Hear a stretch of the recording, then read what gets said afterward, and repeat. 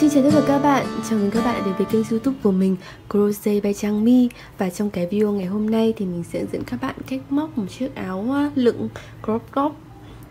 Nguyên liệu ở đây thì mình sử dụng là sợi cotton Việt Nam 1mm ạ. Kim móc là kim 2.0mm nhé. Ngoài ra thì kéo, kim khâu và thước đo. Đầu tiên thì các bạn sẽ tạo giúp mình một cái chuỗi bính để bắt đầu. Thì cái này nó tùy theo cái vòng ngực của các bạn nhé, mà các bạn điều chỉnh kích thước sao cho phù hợp. Đối với cái sợi cotton Việt Nam 1mm và với kim móc là kim 2.0mm ấy, thì thông thường ấy, 1cm mình móc ấy nó sẽ khoảng lớn hơn 3 mũi, nó sẽ nhỏ hơn 3 mũi một chút xíu thôi. Nên là mình sẽ coi là 3 mũi bằng 1cm để mình nhân lên. Thì với cái vòng ngực là 90cm thì nhân với 3 sẽ là 270 mũi, đúng không ạ? Cái này là mình sẽ lấy dư ra nhé, các bạn lấy chênh lên để nó thừa ra. Bởi vì những cái mũi thừa ấy thì sau khi móc xong cái hàng thứ nhất thì mình có thể tháo bỏ những cái mũi đó đi sau khi đã đo được cái kết quả chính xác rồi. Móc mũi bính thì rất là đơn giản. Các bạn sẽ quấn một vòng quanh kim như thế này để mình tạo cái nút. Các bạn sẽ giữ vào đây này thì sẽ dễ móc hơn. Và sau đó thì sẽ lấy dây qua. Cứ như vậy là mình sẽ được mũi bính ạ.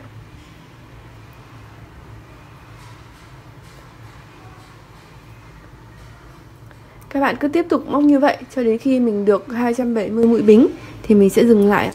Đây là sau khi mà mình đã móc được 270 mũi bính thì đến bây giờ thì các bạn sẽ móc vào cái hàng hoa văn thứ nhất nhé. Hàng hoa văn thứ nhất thì mình sẽ móc là 3 kép một bính lặp lại. 3 kép vào cùng một chân nhé. Thì đầu tiên các bạn sẽ đi lên là 2 mũi bính giúp mình. 2 mũi bính này coi như là một mũi kép thì các bạn sẽ móc thêm 2 mũi kép nữa vào cái mũi bính thứ 3 kể từ kim móc ấy ạ.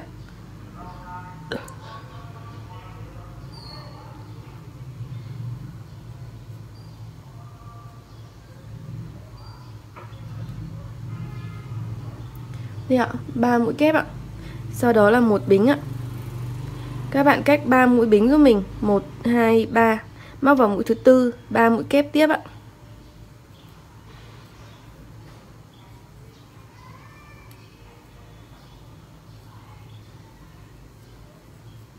Rồi một bính.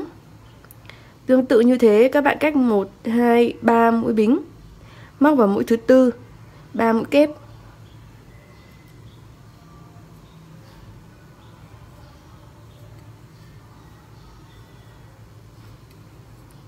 Sau đó thì cũng sẽ là một bính này. Và tương tự như vậy thì các bạn sẽ lặp lại cho đến khoảng gần cuối hàng. Thì mình sẽ móc đến khi mà mình đo được cái kích thước là 90cm thì mình sẽ dừng lại. Và mình không nhất thiết là móc đến hết hàng nhé, bởi vì cái chỗ này nó sẽ bị thừa đấy ạ. Đây là sau khi mà mình đã móc được 90cm rồi thì mình sẽ thừa một cái đoạn mũi bính như thế này.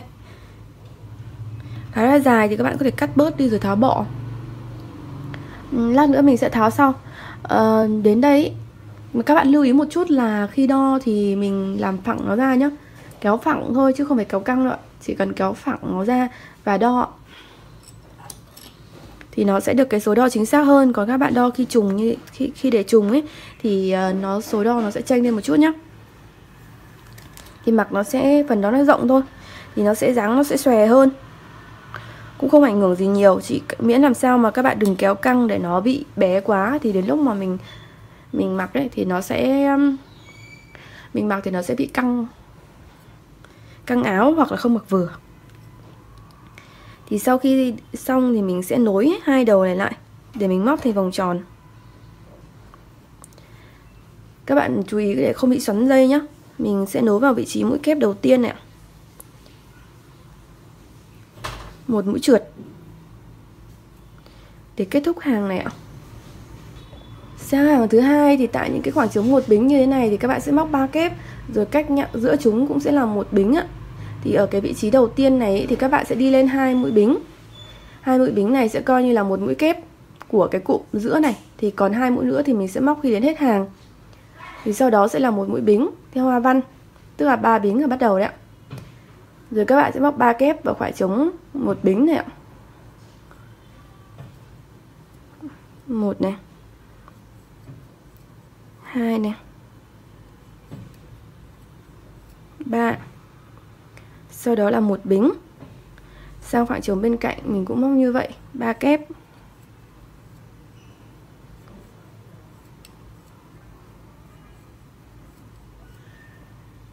Một bính. Khoảng trống một bính tiếp theo cũng sẽ là 3 kép.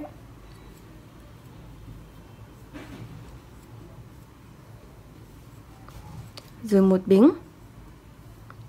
Thì cứ tương tự như vậy, các bạn sẽ lặp lại cho đến khi hết hàng ạ. Khi đến cuối hàng thì mình sẽ móc thêm 2 mũi kép nữa vào cái khoảng trống một bính này để đủ 3 mũi ở đây ạ.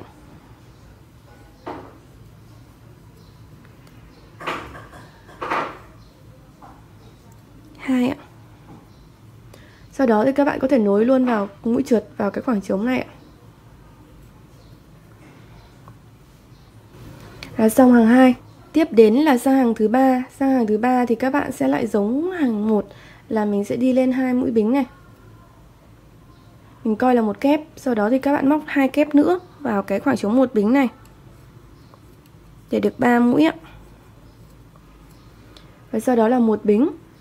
Sang khoảng trống một bính tiếp theo này, móc 3 kép.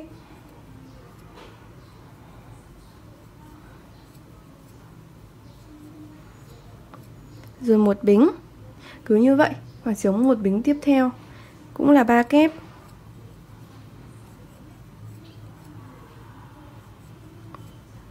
Rồi một bính. Cứ như vậy các bạn cũng sẽ lặp lại cho đến khi hết hàng nhé. Đến cuối hàng thì mình cũng sẽ móc một trượt vào cái mũi kép đầu tiên để kết thúc hàng này, giống như hàng thứ nhất ạ. Thì hàng thứ tư các bạn cũng sẽ làm giống như hàng thứ hai nhé.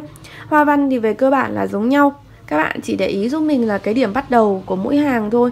Tức là cái hàng lẻ thì mình sẽ bắt đầu là hai bính đi lên rồi 2 kép để đủ 3 kép luôn. Còn đối với hàng chẵn thì các bạn sẽ giống hàng 2 là mình sẽ đi lên 2 bính trước rồi một bính nữa theo hoa văn. Tức là mình sẽ có một kép trước và 2 kép còn lại thì mình sẽ móc khi đến hết hàng như thế này. Thì cứ như vậy các bạn tiếp tục cho đến khi đủ chiều dài nhé. Sau khi mà mình đã móc được một cái đoạn dài 20 cm như thế này thì các bạn sẽ móc một cái đường viền ở phía bên dưới áo nhé. Đây là cái phần dưới, còn cái phần trên này là mình sẽ móc viền và móc dây áo sau ạ. Thì đầu tiên các bạn sẽ đi một đường bo toàn mũi đơn giúp mình. Tức là cứ với mỗi một cái mũi này thì mình sẽ móc một mũi đơn nhé. Mình sẽ đi lên một bính này, coi như là một mũi đơn. Thì các bạn sẽ móc vào khoảng trống này là một mũi đơn ạ. Tương ứng với 3 mũi kép thì mỗi mũi kép cũng sẽ là một mũi đơn.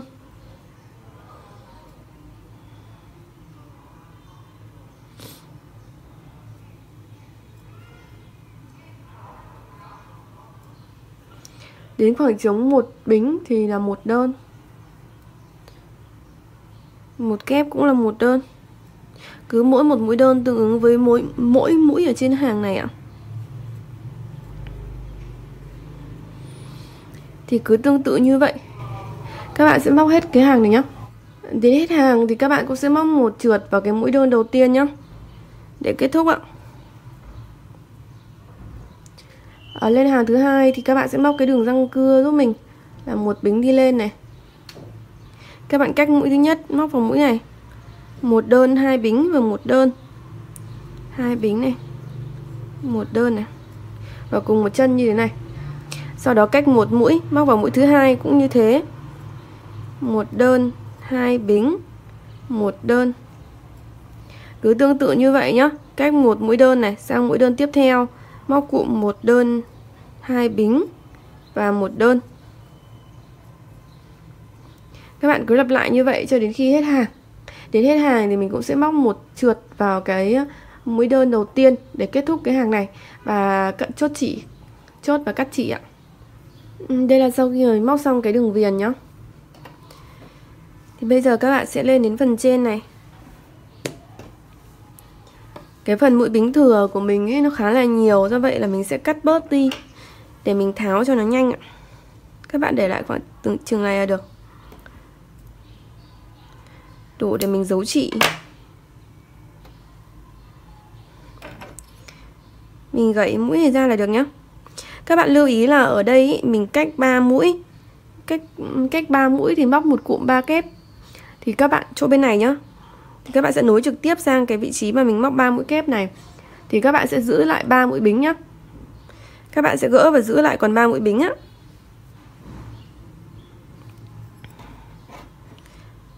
Ba.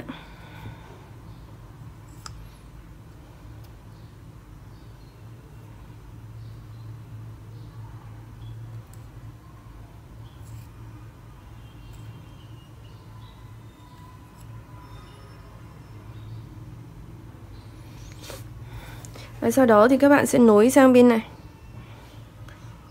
Các bạn tại cái vị trí mình móc mũi kép này.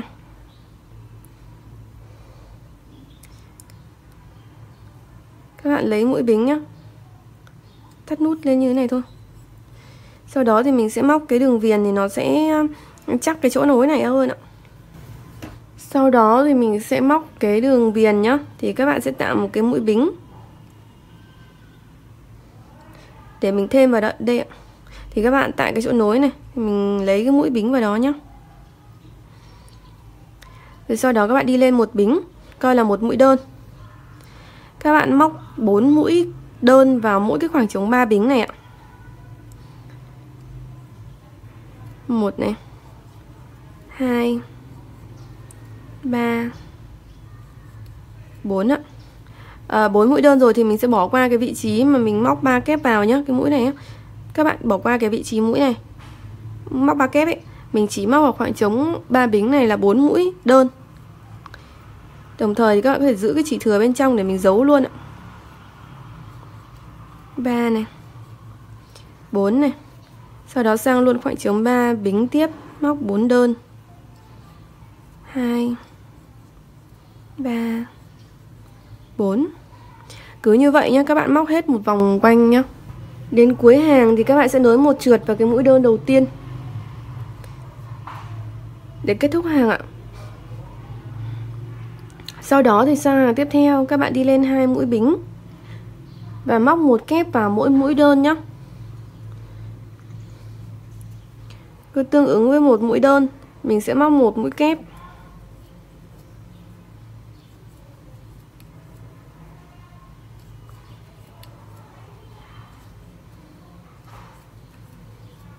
Cứ như vậy thì các bạn sẽ lặp lại cho đến khi hết hàng. Đến hết hàng thì mình cũng sẽ móc một trượt vào cái mũi kép đầu tiên để kết thúc ạ. Sau đó thì các bạn sẽ móc thêm giúp mình một hàng mũi đơn nữa là xong cái phần thân áo này ạ.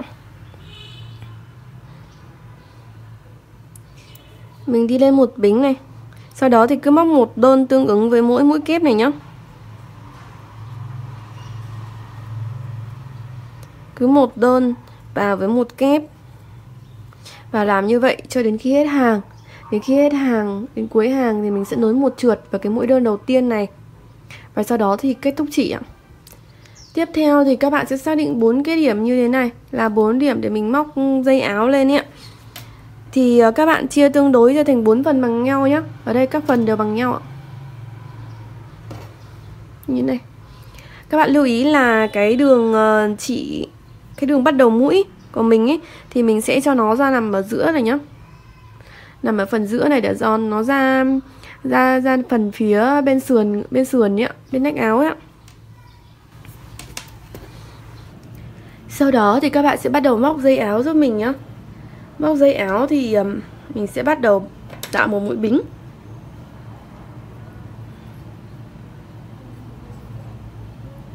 Tạo một mũi bính ạ. Mình để cái dây này dài một chút. Thì trước cái vị trí đánh dấu một mũi, tức là móc sang bên này. Tính từ vị trí đánh dấu là 1, 2 nhá, mũi thứ hai nhá. Mình sẽ thêm vào đó. Rồi đi lên 2 mũi bính. 2 mũi bính này mình sẽ coi như là một mũi kép nhá.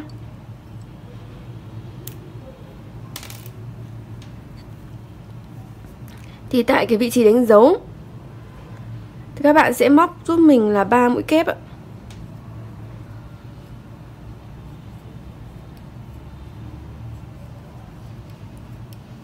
Rồi sau đó cách một mũi móc vào mũi thứ hai, một kép nữa. Rồi mình quay đầu và móc tương tự để ra cái dây áo thôi ạ. Thì mình sẽ đi lên 2 bính tiếp. Quay đầu ạ. Thì các bạn cũng sẽ cách một mũi móc vào mũi thứ hai là mũi giữa này, 3 mũi kép.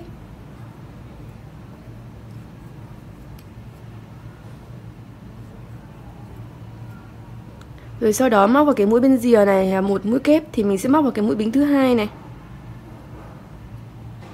là một kép.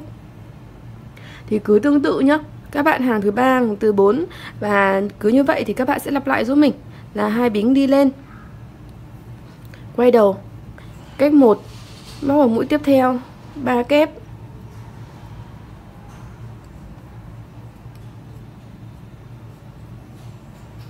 rồi một kép vào cái mũi bính thứ hai này của hàng trước. Cứ như vậy các bạn sẽ lặp lại cho đến khi nào mình đủ chiều dài của dây áo thì mình sẽ dừng lại. Ở đây thì mình sẽ móc là chiều dài dây áo dài khoảng tầm 40 cm. Một dây đã là 40 cm để cái phần buộc của mình ấy nó dài như các bạn có thể thấy. Còn các bạn cũng có thể điều chỉnh tùy nhá. Đến bước cuối cùng là dấu chỉ. Thì các bạn sẽ luồn dưới những mũi móc nhé. Đối với những cái vị trí khác ấy, thì các bạn có thể thắt nút ít và nối một đoạn ngắn hơn. Nhưng mà riêng với cái dây áo ấy thì các bạn nối dài hẳn ra nhé. Thì mình sẽ luồn dưới những cái mũi móc này. Và cách một đoạn thì các bạn kéo thẳng ra, rồi các bạn thắt nút cho mình bằng cách là khâu ngược lại mũi như thế này để nó thắt tại vị trí đó. Rồi sau đó thì mình lại luồn dưới những cái mũi móc.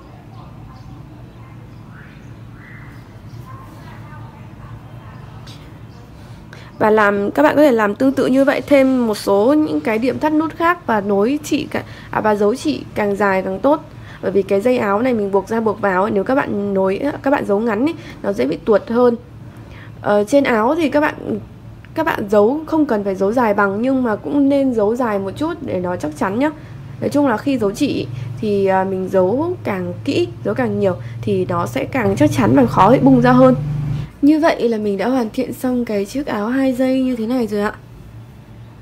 Nó rất là dễ đúng không ạ? Chúc các bạn thành công nhé. Và đừng quên like, share và subscribe kênh YouTube của mình Crochet by Trang My nếu các bạn thích cái video của mình. Cảm ơn các bạn rất là nhiều ạ.